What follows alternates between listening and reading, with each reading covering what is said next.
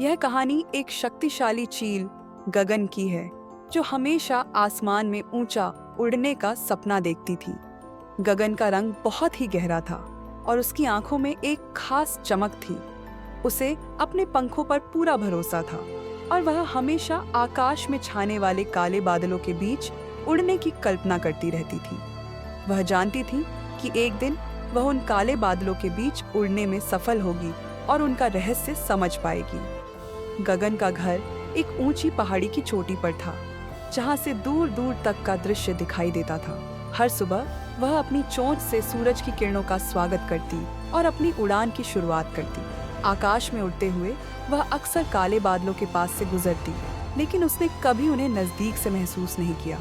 उसे लगता था कि काले बादल सिर्फ आकाश में एक डरावना रूप हैं, जिनमें कोई गहरा राज छुपा है।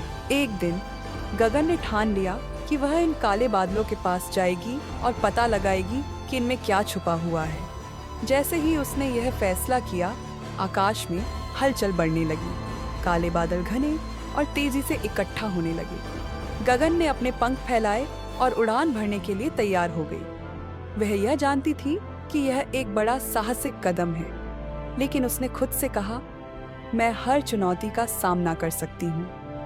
जैसे ही गगन काले बादलों के पास पहुंची, उसे महसूस हुआ कि बादल केवल डरावने नहीं, बल्कि बहुत ही गहरे और रहस्यमयी थे।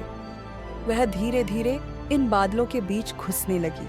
अचानक बादल की घनी परतों में एक अजीब सा हलचल हुआ और एक तेज आंधी शुरू हो गई।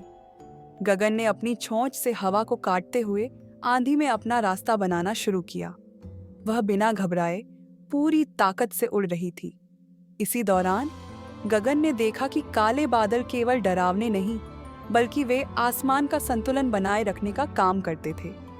बादल के बीच उड़ते हुए उसने महसूस किया कि ये बादल बारिश, बर्फ और हवा के संतुलन में मदद करते हैं। काले बादल दरअसल आकाश के जीवन का हिस्सा थे, जो धरती पर जीवन के लिए जरूरी थे।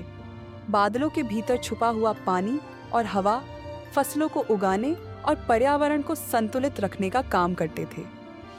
गगन को यह समझ में आ गया कि बादल जितने भयभीत और डरावने दिखते हैं, उतने ही जरूरी और जीवनदायिनी होते हैं। वह खुशी से वापस लौटने लगी और उसने देखा कि आकाश फिर से साफ हो गया था।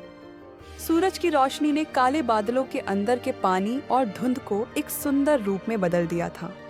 जब गगन वापस पहाड़ी पर पहुंची, तो उसने सबको यह बताया कि काले बादल सिर्फ डर पैदा करने के लिए नहीं होते, बल्कि वे जीवन के एक अनिवार्य हिस्से होते हैं। उन्होंने सीखा था कि जीवन में जितनी भी कठिनाइयां और डरावनी चीजें होती हैं, उनके अंदर भी कुछ अच्छा और जरूरी हो सकता है।